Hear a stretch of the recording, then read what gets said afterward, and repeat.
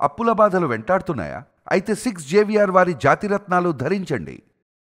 అందరికీ నమస్కారం. Welcome to మనం టీవీ. నేను మీ పవన్ బెస్వాడ. మాతో పాటు అడ్వకేట్ రజనీ గారు ఉన్నారు. మేడంతో మాట్లాడదాం. మేడం నమస్కారం. నమస్తే అండి. ఏపీలో తెనాలిలో నిన్న పోలీసులు మైనార్టీ దళిత యువకుల్ని కూర్చోబెట్టి చితకబాదినటువంటి ఒక వీడియో సోషల్ మీడియాలో వైరల్గా మారిన విషయం ఇప్పటికే మీ దృష్టి కూడా వచ్చి ఉంటుంది. అయితే ఈ ఇష్యూ పైన రకరకాల భిన్నాభిప్రాయాలు వ్యక్తమవుతూ ఉన్నాయి. పోలీసులు తమ పైన ఉన్నటువంటి చులకన భావాన్ని పోగొట్టడానికి ఎవరైతే కానిస్టేబుల్ చిరంజీవి అనే వ్యక్తి పైన దాడి చేశారో వారిని మాత్రమే ఇంతకుముందు కూడా రౌడీ షీటర్లుగా ముద్రింపని వాటిని మాత్రమే ఈ రకంగా ట్రీట్ చేసినట్టు తెలుస్తూ ఉంది. అయితే దీనిపైన మాజీ ముఖ్యమంత్రి జగన్మోహన్ రెడ్డి గారు కూడా ఆయన శైలిలో స్పందించడం జరిగింది. ముఖ్యంగా ఈ సంఘటనని మీరు ఎలా చూస్తున్నారు? జగన్మోహన్ రెడ్డి గారి స్పందన ఏ విధంగా చూస్తున్నారు? నమస్తే అండి. ముఖ్యంగా లా అండ్ ఆర్డర్ ని పరిరక్షించవలసినటువంటి పోలీసులు వారివి కూడా ప్రాణాలే. మీకు గుర్తుపెట్టుకోండి, గతంలో ఒక డాక్టర్ గారు కరోనా టైంలో మాకు మాస్కులు లేకపోతే ఎలాగా, మేము ఒకళ్ళ ప్రాణాలను కాపాడే వాళ్ళం, మావి ప్రాణాలు కాదా? అప్పట్లో N95 మాస్కులు ఏవో ఉండేవండి, అవి చాలా కాస్ట్లీ అన్నమాట. తర్వాత అవి రేర్ గా దొరుకుతున్నాయి. పాపం వాళ్ళు బాగా పేషెంట్స్ కి బాగా దగ్గరగా ఉండి ట్రీట్మెంట్ ఇవ్వాలి కదా.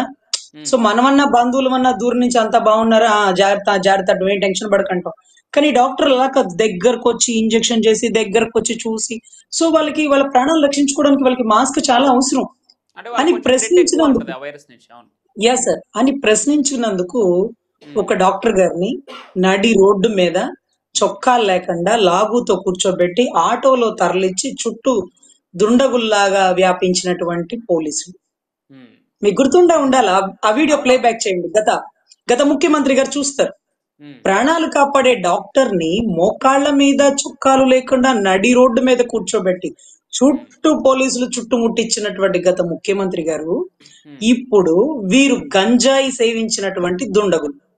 వీరు అదే టైంలో ఒక కానిస్టేబుల్ చిరంజీవి గారు కాబట్టి వారి ప్రాణాల కబుల నుంచి అదే ఒక పెళ్లిగాని పిల్ల, అదే ఒక చిన్న పిల్ల, అదే ఒక వివాహిత, అదే ఒక వృద్ధురాలైతే ఆన్ స్పాట్ లో ఈ గంజాయి సేవించిన వాళ్ళ దెబ్బకి చచ్చిపోయి ఉండేది.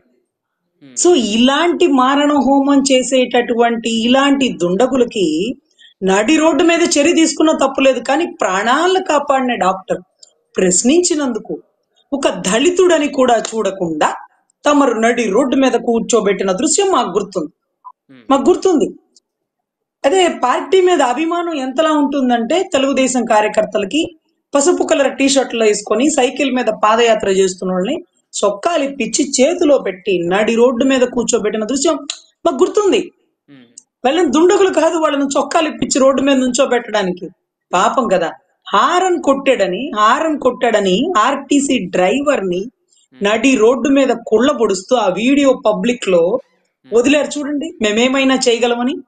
అది దారుణం. ఇలాగా సొసైటీకి మంచి చేసే వాళ్ళని, డాక్టర్లని, పాపం ఆర్టీసీ డ్రైవర్లని, లేకపోతే పాపం తెలుగుదేశం అభిమాన కార్యకర్తల్ని, సమాజాన్ని ఇబ్బంది పెట్టిన మీలాంటి వారు ఈ రోజు ఒక పోలీసు వారు ఒక దుండగులని, ఒక గంజాయి సేవించిన వారిని, గతంలో ఎన్నో కేసుల్లో ముద్దాయిగా ఉన్న రౌడీ షీటర్లని మీరు పోలీసు ఓడి మీద చెయ్యేస్తారా? సాధారణ పౌరులను ఇబ్బంది పెడతారా? మీరు గంజాయి సేవించి మారణ హోమాలు చేస్తారా అంటూ కుళ్ళ పడవడంలో కొద్దో గొప్ప తప్పున్నా తప్పు లేకపోయినా అది సామాజిక ధర్మమేమో. కానీ మీరు చేసిన దానికంటే 100 రెట్లు ఇది కరెక్ట్ అయింది.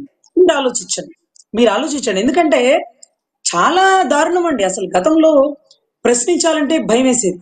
ఇప్పుడు పోలీసు వాడిని సప్త సముద్రాలు దాటిస్తా, అక్కడి నుంచి లాక్కొస్తా, రిటైర్ అయినా వదలను, మీకు బట్టలెప్పదీస్తా అన్నటువంటి గౌరవ మాజీ ముఖ్యమంత్రి గారి కంటే పోలీసోడి కాళ్ళ పట్టుకొని ఒక రౌడీ షీటర్ అతని మీద దాడి చేస్తే దానికి రిప్లై ఇలా ఇవ్వడంలో తప్పు లేదేమో.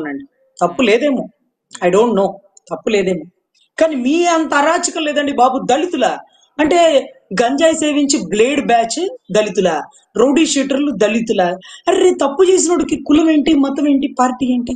నీ సహాయుడైన డాక్టర్ ఒక ప్రశ్నించినందుకు కనీసం దళితుడు ఎంతో కష్టపడి పగలు రాత్రి చదివి ఒక డాక్టర్ వృత్తిలోకి వచ్చినాడే అని కనీస జాలి లేకుండా నడి రోడ్డు మీద ఏమ్మా నడ్డి రోడ్డు మీద చొక్కా లేకుండా నిక్కరతో కూర్చోబెడతారా డాక్టర్ని? పాపం కదా ఆ తల్లి ఈ రోజుకి పోరాటం చేయట్లే.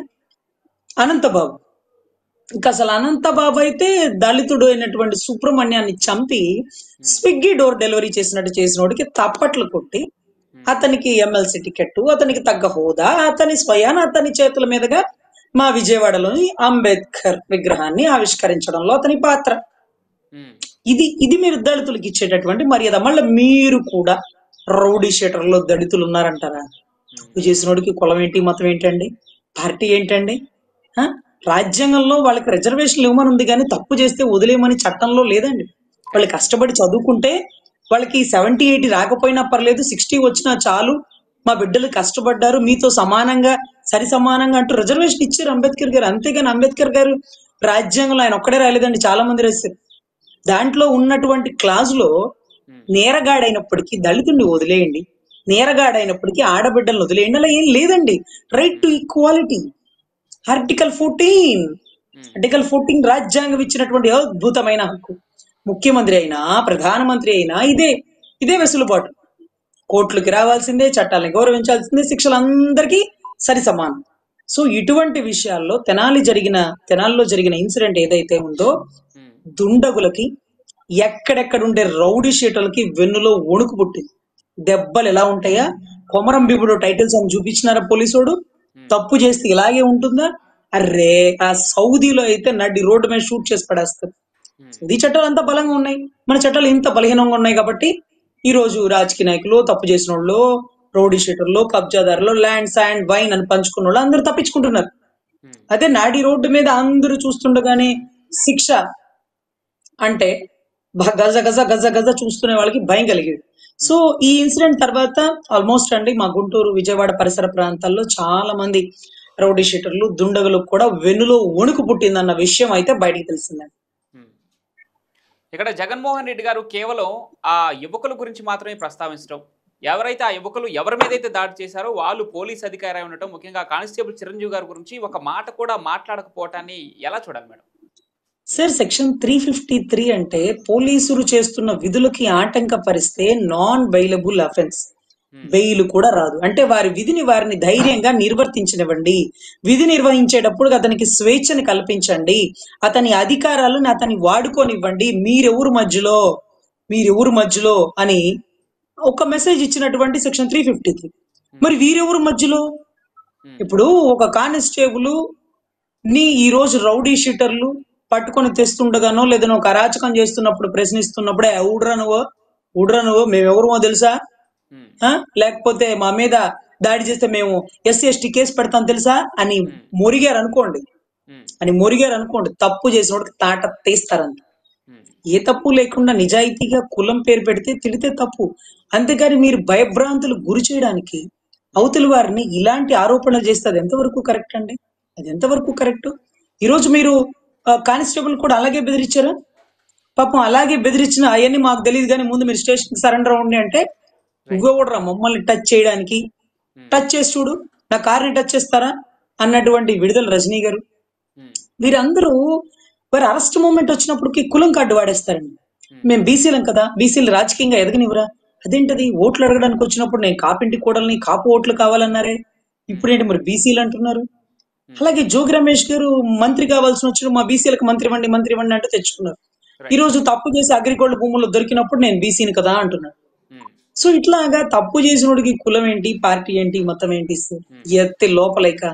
సో ఇటువంటి అరాచకాలలో దళితులకి ఎక్కడ హక్కులు కావాలో అక్కడ హక్కులు ఇస్తుంది, ఎక్కడ అధికారాలు కావాలో అక్కడ అధికారాలు ఇస్తుంది. కానీ ఈ మాదిరిగా తప్పు చేసిన వారు ఈ టైంలో, ఈ సిచ్యువేషన్ లో కులం కార్డు వాడితే అది చట్ట విరుద్ధం. రైట్ టు ఈక్వాలిటీ ప్రకారం తప్పు చేసిన వారు ఎంతటి వారైనా, వారు రాజకీయ నాయకులైనా, లేకపోతే వారు బాగా డబ్బున్న వారైనా, వారు సాధారణ పౌరులైనా, వారు దళితులైనా, వారు ఆడవాళ్ళైనా, మగవాళ్ళైనా, అటు ఇటు కాని వాళ్ళైనా రైట్ టు ఈక్వాలిటీ ఉంది. కాబట్టి సో చట్టం అందరికీ సమానం అండి. Right. Thank you so much madam. Thank you so much for your valuable. నమస్తే.